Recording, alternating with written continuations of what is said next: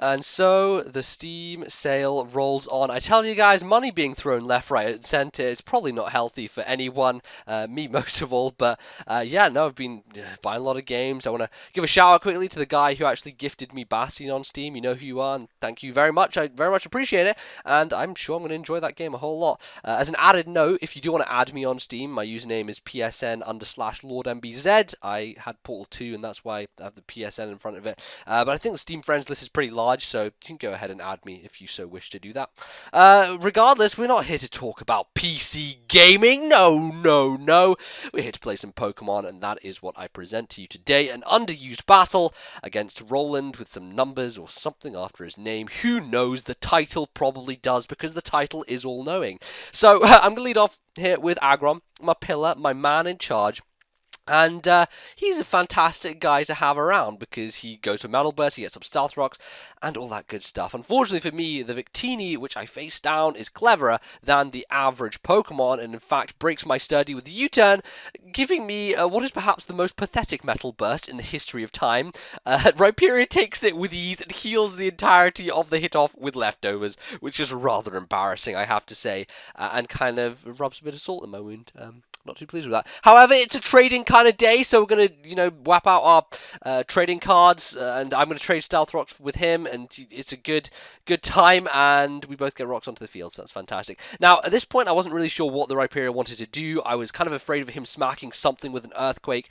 I didn't really want to switch anything in, so I stayed in, went for Stone Edge, just kind of scout out what he was thinking, and he ends up going for Dragon Tail, which works out particularly into my favor, because I do have a banded Miltank on my side, and I don't think it's going to do a huge amount with Earthquake, but I'm going to try and see if I can maybe do about half, take him down a decent amount, and leave him in the range to Revenge Kill later on. Fortunately, though, it does a huge amount more than I expect, and that's not just the band, unfortunately, it is in fact the critical hit which aids me there. And he actually decides not to go for Earthquake then either. I guess he just wants to shuffle my team around and get Stealth Rocks damage on the go on all my Pokemon. So he keeps going for Dragon Tail.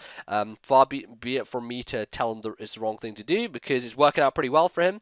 Unfortunately, though, it is going to cause his demise, because he shuffles me right into my Medicham, and I'm not going to go for the high jump kick just because he has, I think, a ghost to switch into it. So I'm going to go for the Tycho Cut instead, take him out with that cleanly, and I'm in an okay position. One that I don't want to be staying in on a Blastoise, but at least I've taken down the Rhyperior, and that's all good. So now I'm going to switch into my Aggron again, figuring that he's probably going to go for the Rapid Spin, so I should try and get my rocks up as instantly as I can again. He may well go for Scald as well, so I do have that in the back of my mind. Maybe I want a Metal Burst, but he has already seen me Metal Burst, and I'm pretty sure he knows that I can live a Scald. I'm pretty sure I can anyway from a Blastoise without any Torrent Boost, and he's probably defensive. So I go for the Stealth Rock instead, and he actually ends up going into Shaman. I can't really do anything to retaliate to this thing, unfortunately, because it is going to carry the Earth Pound. I'm pretty sure it's Life Orb as well.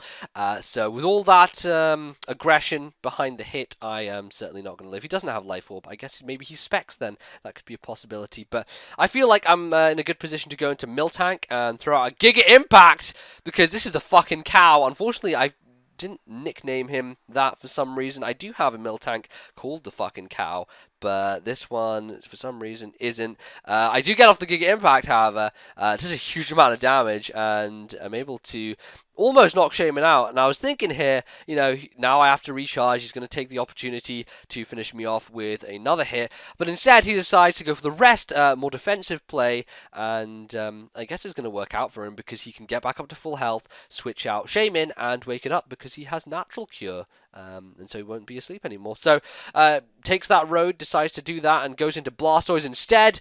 Means, ladies and gentlemen, I'm just staying in here. I ain't switching out. Giga Impact till the cows come home. Literally, the cows come home. And Cowabunga getting Giga Impacts off on Blastoise. Look how much damage this is. This is Choice Banded and Stab. The one thing the fucking man lacks, he has many things. But the one thing he lacks is Stab on Giga Impact, and Miltank has that in spades. Literal spades. They're on fire. One might say they are flaming. Who knows? anything could happen. But he's going to decide to rapid spin, which causes me for a third time, ladies and gentlemen, to get off a Giga. Is it unheard of that a person gets off 3 Giga impacts without switching? This is unbelievable. And I actually managed to take out a Blastoise with Giga Impact, which is pretty freaking fantastic. Miltank, I bow down to your Kawi incredibleness. The beef which I shall eat for my dinner tonight shall be in your name. I tell you that much. Unfortunately, I'm going to die to a blue flare from this incoming Victini. I decided to go into my own Victini. I think he's probably locked into it in some way. Maybe as a Scarf one, special Scarf, could be a possibility. And he probably doesn't want to stay in. And he's probably thinking that I am going to just go out straight for a V-Create, so decides to go into his Chandelure in order to take the Flash Fire. However, ladies and gentlemen, this is my Fire Gem Victini. I think I used it once before with Substitute and Bolt Strike and V-Create. And I get off a Sub on the Switch and get off a Bolt Strike on the Chandelure. Unfortunately, though, it really doesn't do as much as I expected. I don't know whether that's kind of a lack of power on Victini's end, or this is a really weirdly EV Chandelure, who really knows?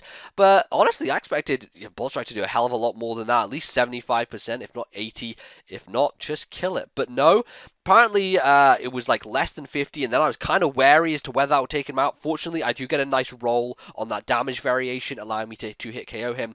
But now he goes into Honchkrow. I was figuring that either he's going to be Scarfed and just kill me with a Night Slash, or he's going to be going for Sucker Punches, and I kind of thought maybe I'll take the opportunity in case he wants to Sucker Punch to Substitute, but clearly he was never going to do that because he knew I had Substitute on the Victini. It would be too much of a risk for him to go for that move, and so he goes for Night Slash instead. However, I do have something that can actually sponge hits, which is kind of nice. Otherwise, I would have had to go into my Sceptile and try to hit Focus Blast, but for the moment, I can go into Ass Ribbons, protrude those ribbons from the ass, and throw out Scalds, and basically try and live a couple of hits, and bring it to the point where Honchkrow is going to be able to die to a Focus Blast from my Sceptile. Even now, it probably could. I could probably bring a Sceptile at that amount of HP, but thankfully, I think I do live a second one. He doesn't get a crit, and I'm able to get off a second Scald, and should be able to bring it down to the point where it's an easy kill. Maybe even Giga Drain could do it. Fortunately for me, however, I don't even need to think about the situation where Sceptile comes in, because I actually crit him with the Scald there and finishes off the Honchkrow. So a little bit of luck in my favour, but it's still going to be pretty tough to finish these guys off because I have limited resources. Sceptile is not the best thing to take on Victini because I only have Leaf Storm, Giga Drain, and Focus Blast, and then my fourth move is Endeavour, which is a weird Sceptile set. And my other guy is Medicham, who obviously can only really go for like Ice Punch, Thunder Punch for neutral damage. High Jump Kick is my main form of stab, and it's probably the most powerful thing to go for. So I actually opt to do that instead. I'm not going to try and lock myself into any of the elemental punches, because if I try and go for Ice Punch and it hits Shaman, obviously Victini resists that, and Thunder Punch is resisted by Shaman. So I go for my strongest move, High Jump Kick. It's probably going to just do me better in the long run. End up finishing off the Shaman with a 2-hit KO as he switches in. And now it's really down to the wire. Can I manage to take down this Victini? Will I outspeed with Medicham? I don't know if he's Scarfed. Yeah, I do have that inkling, but I haven't solidly found out, and now I do, because he just comes in and murders me with a blue flare. I don't think I'm going to live this.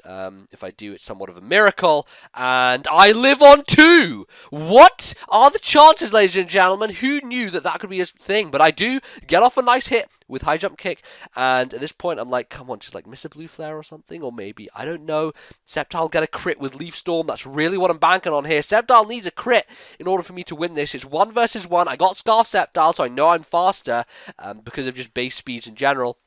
But can he pull it off? Can he do the impossible? Use a grass move to eliminate a fire type? And unfortunately, ladies and gentlemen, Sceptile, he ain't no tumor back girl. He ain't no girl. He's a guy, and he is as susceptible to a flaming hell of fire from Victini as any other grass type is. And as can be clearly seen, is taken down by the blue flare. So there you go, very close 1-0, a fun UU game, and I hope you guys enjoyed it. It was certainly a lot of fun to narrate. I enjoyed narrating this battle, which, no, that's good. It's good. If I have my own seal, my own brand of quality stamping it on there, then hopefully you guys enjoyed it as much as I did. That's going to be that for today. Thank you very much for watching. I do appreciate all of you and your likes and your comments and everything. And, you know, I'll be back home soon, so hopefully we'll get more Wi-Fi battles rolling out. But until then, thank you very much, and I will see you in the next one. Goodbye.